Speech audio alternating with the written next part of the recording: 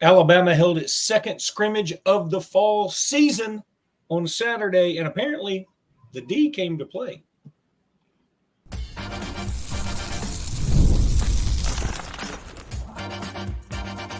You are Locked On Bama, your daily podcast on the Alabama Crimson Tide, part of the Locked On Podcast Network, your team every day.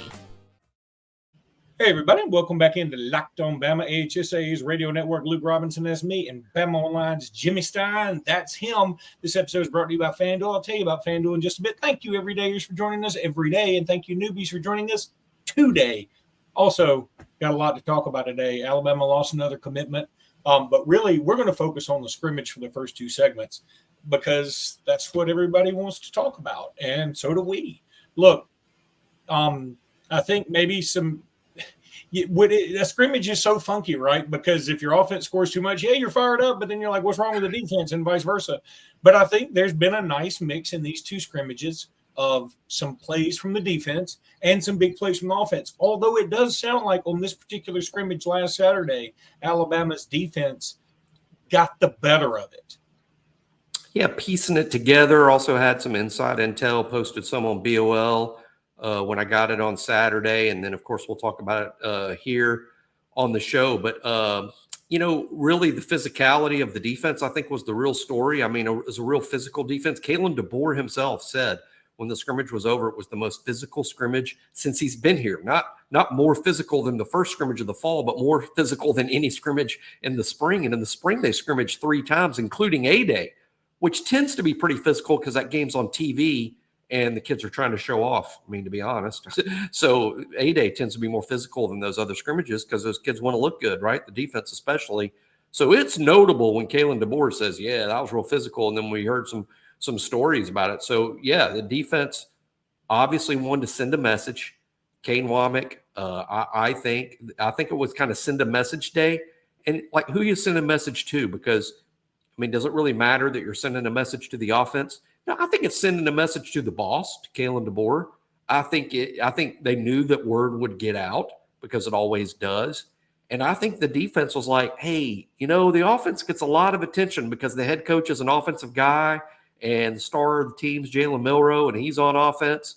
But we're pretty good, and people don't need to forget about us. We will light you up, and they did. There were big hits. We heard of numerous big hits on defense. So I'm with Luke. I think the defense won the scrimmage on Saturday. But the great news is even with the defense winning the scrimmage, there was still some offensive plays. As I reported on BOL, Rico Scott, multiple touchdowns on the day.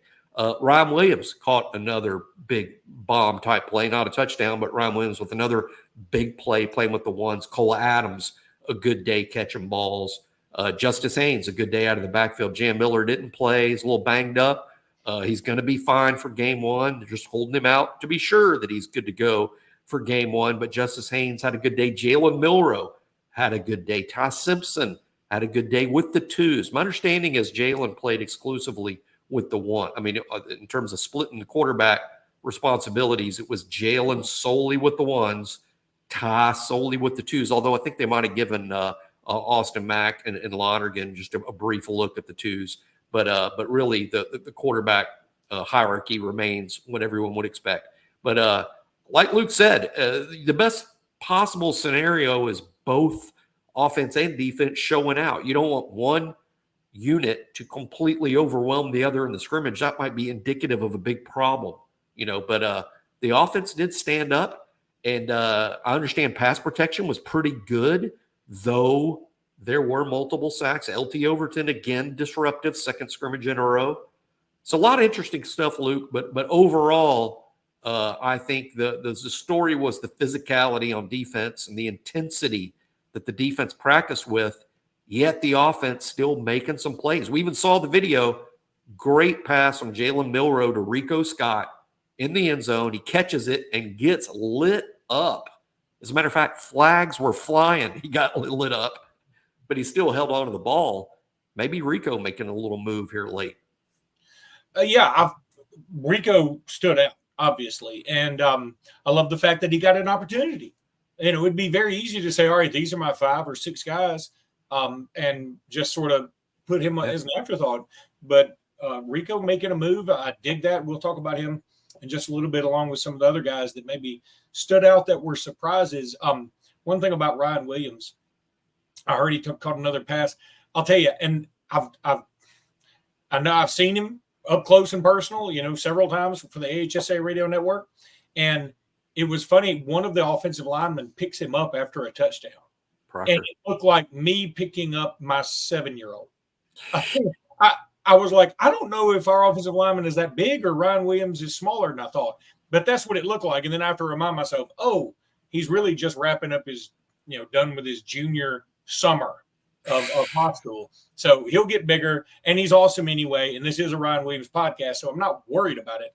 I'm just saying that was something that stood out. By law, we have to talk about it. By law, we have to even if he caught no balls during the scrimmage and got passed up by others and wasn't a thing, we'd still have to talk about him by law. But thankfully for us, on the Ryan Williams show, he showed out again. And again, I want to go further every time. I'm just being honest when I say I think, and I wasn't saying this all summer, it's based on what's happened in fall camp. I think Ryan Williams is going to be one of the best players on this team, one of the best players on the offense. Yeah. Welcome to the club, Jimmy. I mean, I've been on that for 2 years now. LT Overton stood out again. This is a guy that is apparently going to be a disruptive force. And, we might not have, who was the last defensive lineman that we had that was a true disruptor? Yeah. I mean, Boygby had good numbers. We probably didn't give him enough credit. But he also missed a lot of time. I mean, he did. Oh, yeah. When you have to piece it all together like that, it doesn't feel the same. I'm just saying this past season, I think Boygby might have been number one in the SEC in sacks among defensive linemen. And I think with LT, it's a little – some of it is just the position he plays. And, again, we got to get used to this new scheme. And is he an outside edge guy? Is he a defensive lineman? Well, he's a little of both. But I would argue he's primarily a defensive lineman. And my case for that is the fact that his coach is Freddie Roach, whose position on the team is defensive line coach. So to me, that makes him a defensive lineman. But he does line up opposite the Wolf. The front four, you've got a Bandit on one edge and a Wolf on the other edge. So he's sort of an edge guy, sort of a defensive lineman. But I think where LT is really standing out, Luke, is Alabama's playing him in a position he was born to play in. This is where LT's supposed to be lining up. A&M played him similarly to how Alabama played Dallas Turner, similarly to how Alabama played Will Anderson, and LT's just not those guys. I mean, those guys were 240 pounds when they were at Alabama. LT's in the 270s right now. So he needs to be a hand-on-the-ground lineman on every snap. And I think he's comfortable in this scheme and in this role. And he's one of the stories of fall camp. It'll be interesting to see how him and Jamarian Latham split the Bandit responsibilities, because Jamarian tends to come out there with the ones when we're starting the game. It tends to be, or starting the practice. Looks like number 20, Jamarian Latham, is the starter, but LT is who comes in. He's a little more disruptive. My early guess, Luke, is that LT plays, that they sort of play like a platoon, like a righty-lefty platoon in baseball, and that Latham's out there a lot on a lot of run plays, and Overton's out there a lot on the pass rush plays, third and long. I got you. I can live with that, but I'm just glad to see him. And I think he's a victim of I think Texas A&M just wanted to make a splash in recruiting, and they were like, okay, let's go get LT Overton. Well, he's not really a great fit here. I said, let's go get LT Overton.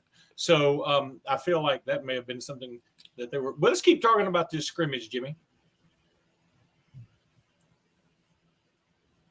And I say, let's keep talking about this scrimmage, Jimmy, right after we talk about FanDuel, Jimmy, because FanDuel is the best. We all know this because we've all used it. You've heard us talk a lot about FanDuel. It's America's #1 sports book. Well, we have something a little different for you. Now through September 22nd, it's creeping up on us. All FanDuel customers can bet $5 and get 3-week free trial of NFL Sunday Ticket from YouTube and YouTube TV. Holy cow, that's a deal. What? Then, with the YouTube TV base plan, you'll be able to watch every single regular season Sunday afternoon out-of-market game. All you have to do is have that Google account and a current form of payment, and you can cancel any time.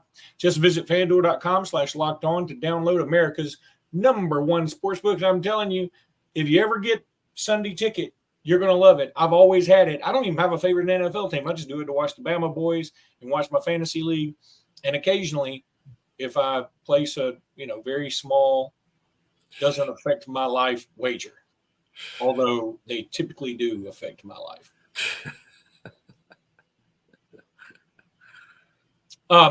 Okay, so one thing I want to throw out there, Jimmy. I always say I love FanDuel, but I always say I know just enough about football, not to bet on it, not bet real money. I like betting small amounts of money because it just makes it a little fun to me. The small, I don't go big. That would, anything can happen. Appalachian State beat Michigan one year. Yep, I had a friend. He bet big in baseball when I was in school, and he was on a hot streak, and then he finally lost. I think it was Hideo Nomo, who was so good for the Dodgers. And he was unbeatable at the time. And Hideo Nomo it was like a 1-0 game, but he was losing. Dodgers wouldn't give him help. And then like in the bottom of the 7th inning, the Dodgers fans got mad at a call. And so they all threw their hats on the field and they called the game. And so it's official game. And my friend who had just bought a washer and dryer set with all the money he'd been gambling had to take it back. And they were like, it's been 2 weeks. Why are you bringing this back? He was like, yeah, it didn't seem to like the detergent I was using or something. I mean, it was something stupid. But anyway. But really, it was because of Hideo Nomo. Yeah. He couldn't say Hideo Nomo is the reason I'm bringing this back. That was 1993. National League Rookie of the Year in 1993. Always remember that. It's funny. ESPN's doing their top 25 games of last year. And before we jump on this pod, it was Washington, Oregon, game 1. And I want to tell you something I noticed about that team. That defense got after you. I mean, Oregon was scoring a bazillion points on everybody. And Washington's D was doing really, really well. I was very, very encouraged by just that. And really, you can say, well, there are a lot of different coaches and blah, blah, blah. True. But at the same time, it's all about the culture kind of. And I think he's going to create that good culture. Another guy who stood out on the defensive side is Okoronkwo. Yes, I heard some really good things about J. Oko. That's what they call him, by the way, if y'all want, because we're big into the nicknames here, or at least Luke likes to make fun of me. But J. Oko is what they call him on the team. Again, it's just a lot easier. I think we can call him that. I heard a coach call him that. So I think we're not coaches, but I heard a coach refer to him as J. Oko. I like that. We'll run with it. Actually, Okoronkwo may be easier. No, I heard he was extremely active, made a lot of plays. Now, he was good on A-Day. I mean, I thought he was exceptional on A-Day considering his lack of experience coming from Germany, not playing traditional high school football like the guys here. But, size and speed guy, diligent, hard worker. He stood out. And let me tell you, here, I'll go this far on J. Oko. Ready for this? Because this is a heck of a thing to say. I'll say this right now. 2025 starter. Whoa. Justin Okoronkwo. I'll go there. I mean, that's how adamant I feel about it so far. Now, obviously, I have time to change my mind, but that's what I say now. And I think one thing helping him in terms of like, why did he get to play so much? Jeremiah Alexander, who's normally a 2, normally out there all the snaps with the 2s. I think he's a little banged up. So maybe Okoronkwo played in Jeremiah Alexander's spot with the 2s, which is notable because so many of the other true freshmen. For Justin to play that spot, that means he had to be ahead of Caden Jones, ahead of Sterling Dixon, ahead of QB Reese, and those guys played traditional American high school football. For Justin to be ahead of them is really impressive. And I would look for J. Oko to be a guy that we see this fall on special teams, because with his size and speed, Luke, he could be a great special teams asset. And, if you don't think that's important, what hit do you remember Reuben Foster more than anything is that game against LSU where he laid out Leonard Fournette in the game right before that was the game that we go into overtime with Blake Sims and all that. And we end up winning. We shouldn't have been winning that game, and we did, and it was crazy. I think that was 2014. if I remember right. I thought you were going to say they hit on that pack of Newports he smoked after they beat Tennessee. He might have had the whole pack with the plastic on it. So, I did have a thought, though. First of all, it's too bad Snake Stabler is not around to pronounce Justin Okoronkwo. Secondly, we got to come up with something. They're talking about, all these songs that you play at the – maybe when Justin Okoronkwo breaks up a pass or something, it's like, you can't throw for that. No, not on Joko. How about that? What song is that? I can't go for that. I can't go for that. I can't go. You're going. You can't throw for that. No, not on Joko. How about that? Gosh, that's a stretch. I had something far worse. The only German song there's a couple of German songs I could think of. The Scorpions. The Scorpions were from Germany, if I remember right, in the late 80s, early 90s. The Scorpions, Rock You Like a Hurricane. The Scorpions. I was going to say, they were Rock You Like a Hurricane. I think that's a pretty good Okoronkwo. Let me tell you something. That's pretty good. We might go with that. Is something. 99 Red Balloons was a song from Germany. Red Luftballons. Luftballons. Red. 99 Luftballons. But I say the Scorpions Rock You Like a Hurricane should be the reference every time we bring up J. Oko. All right. Well, we're still working on it. We got a year. He ain't gonna be. I love Oko, but he ain't gonna be playing in front of Deontay Lawson and Jihad Campbell. Jihad also, I think, sat from the scrimmage. So really, it was Lawson and Jefferson with the ones, and then that's why Okoronkwo played so much, with the twos. But he stood out. Let me tell you, a couple of people told me, watch out for 41. He's a dude, man. I heard we had at least 2 pick sixes, and if I had said, okay, everybody who's listening, pick the 2 guys who have pick sixes, nobody would have picked this. This is why lotteries work for the state, because nobody would have picked Red Morgan and King Mack. And King Mack is sort of out of nowhere. I mean, like we talked about it on the countdown. That's the last time we mentioned his name on the countdown, which was probably in the 50s or 60s. What's so interesting to me, what stands out about those two, like you said, it is a bit of a surprise that those two would be the pick six guys, both playing the Husky position. And I understand Red Morgan got quite a bit of run with the ones on Saturday. The Red Morgan was out there with the ones a lot. He got a pick six. King Mack also plays the Husky position. He got a pick six. I think the lesson here, Luke, is, and it shouldn't surprise anyone that knows the scheme and knows how this football works, the Husky is going to line up so close to the line of scrimmage. Look for that to be a big play position for Alabama all year long. I think Alabama makes a lot of plays from the Husky spot all year long, whether it's Red Morgan out there or the usual one has been Devontae Smith.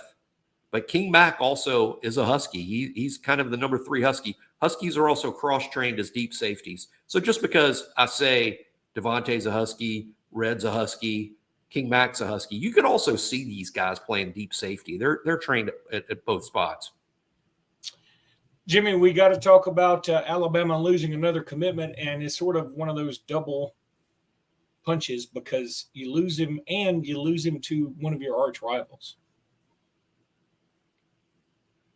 But I want to tell you about eBay Motors right now. Passion, drive, and patience. Of course, that's the formula for winning. I mean, we all know this. I mean, you got to have all 3 of those things to make it happen. Look, eBay Motors is everything to maintain your vehicle and level it up to peak performance. Superchargers, roof racks, exhaust kits, LED headlights, and whether you're into speed, power, or style, people, eBay Motors has you covered. With over 122 million parts for your number 1 ride or die, you'll always find exactly what you're looking for. And with eBay Guaranteed Fit, your part is guaranteed to fit your ride every time, your money back. Because with eBay Motors, you're burning rubber. You're not burning cash. With all the parts you need at the price you want, it's easy to make your car the MVP and bring home huge wins. Keep your ride or die alive at ebaymotors.com. Eligible items only. Exclusions, they apply, of course. And eBay Guaranteed Fit is only available to U.S. customers.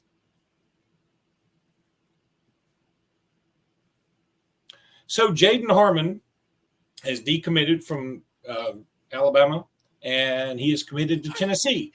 And, I mean, you may have had an inkling of this. I had no inkling of this until today. Yes and no. Yes and no. We'd heard rumors. So this is how it works at BOL. We heard that rumor. Like, we hear the same rumors and more than everybody else does, and we try to check him out best we can. And Joseph Hastings from our site talked to Jaden Harmon just a few days ago, who reiterated, hey, he's 100% locked into Alabama, and we see now that he is not. And again, it's just things change quickly. I'm not upset with the kid, or I'm not even saying he was untruthful with Joseph, because at the time he said it, he may have been locked in. But then hang on, Chip, let me stop you. Let me say this, okay? That used to fly with me a little bit, because I'm like, their kids are unpaid, blah blah blah. He was untruthful, but okay. I mean, I always hate it when people be like, "You called me a liar." You know what? Everybody's lied at some point. Everybody has, and sometimes you're lying when you're not sure you're lying. You may not even know you're lying, but you're lying, and it's okay. I'm just saying that Tennessee may have made an extremely recent pitch that changed everything. That's what happens. I mean. I'm going to call it a pitch. Yeah, I'm going to call it a pitch. You're 100% locked in, and then somebody comes with a satchel full of pitch, and you're like, "Oh, I'm changing my mind." Oh, that's not 100% locked in. Say I'm pretty committed. I'm 100% locked in on this show, and when ESPN calls, I might not be so locked in anymore. You know what I'm saying? No, I mean, I think Jaden Harmon. I don't know what happened with Jaden Harmon specifically. All we can do is guess. But hey, me and you talked about this on the very last show that we cut, unrelated. We weren't talking about Harmon, but we said, hey, going back 3 years, when strange things happen, the answer is usually NIL. But I also don't like. I already don't like this. Well, we know what happened here. And the assumption that Tennessee showed up with a lot more money and that's what's going on. Hey, that may be the case. It may be the case. I just don't.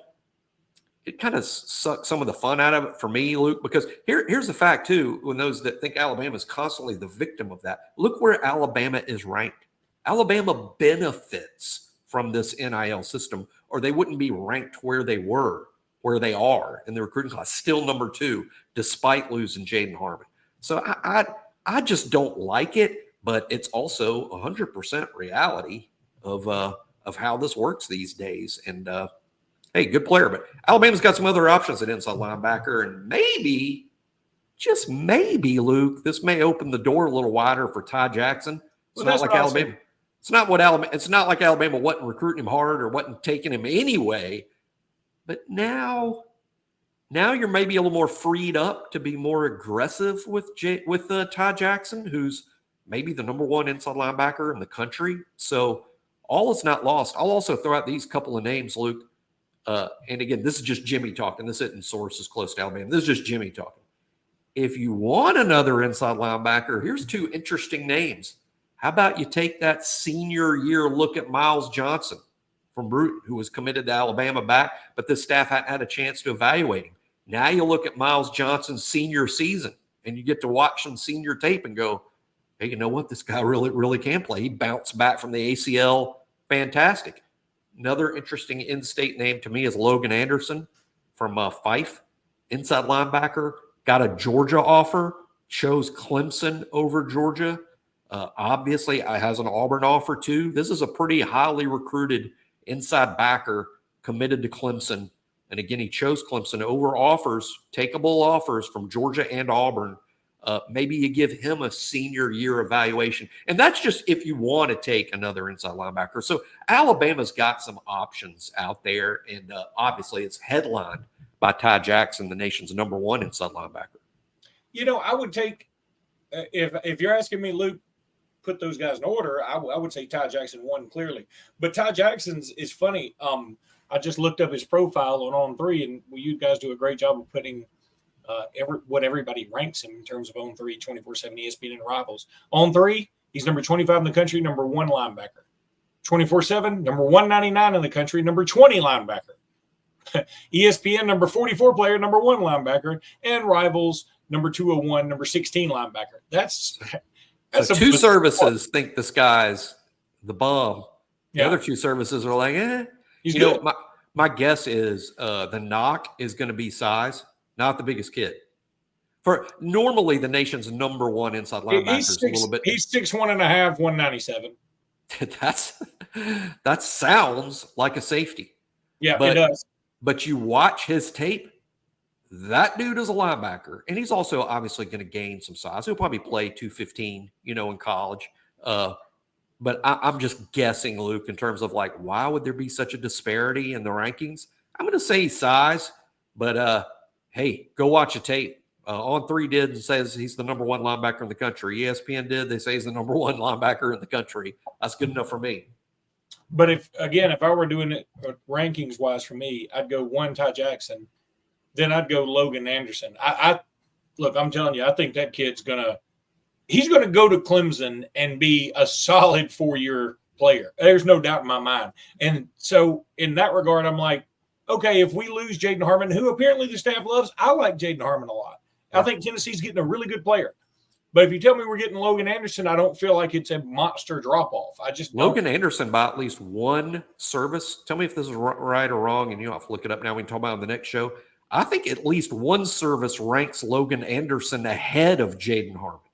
One of the services does. It's not on 3. But one of the services has Logan Anderson ranked higher than Jaden Harmon. So that's interesting. Here's well, it's funny, 24/7 has him as a 3-star, so it's not going to be them. But nationally, he is a 4-star. I mean, like composite wise, right? Because that would mean he's top 300 nationally. Yeah, so that's why he's going to be getting that 4th star. This is a strange thing to say about Logan Anderson. Y'all make of this what you will, but this is kind of how I feel about Logan. I say if that kid signed with Alabama or Georgia, he's going to be a special teams player and would sort of struggle to get on the field. But he seems like such a great fit at Clemson. Yeah. I'm predicting 3-time All-ACC, All-American Butkus Award candidate at Clemson. And Alabama or Georgia plays in the Georgia Dome 2 weeks from now. Like they're just like, oh my God, where'd this kid from? I just decided to show up and start kicking butt right now. But yeah, look, it's not Jaden Harmon. Wish you well, buddy. And look, here's the thing. It is a little disparaging. I'm going to say this, a little disappointing. AK Deer, hopefully on Tuesday, will take the sting out of all this. Still feel good about that, by the way. Yeah, but I'm saying that's going to be Alabama. What I'm saying is, I kind of want Alabama to have one of those surprises here shortly. Hey, and it might. And people, I mean, the last thing I'll say about, people that want a little pick me up here at the end, we can't do this every year as a group. And by a group, I mean this.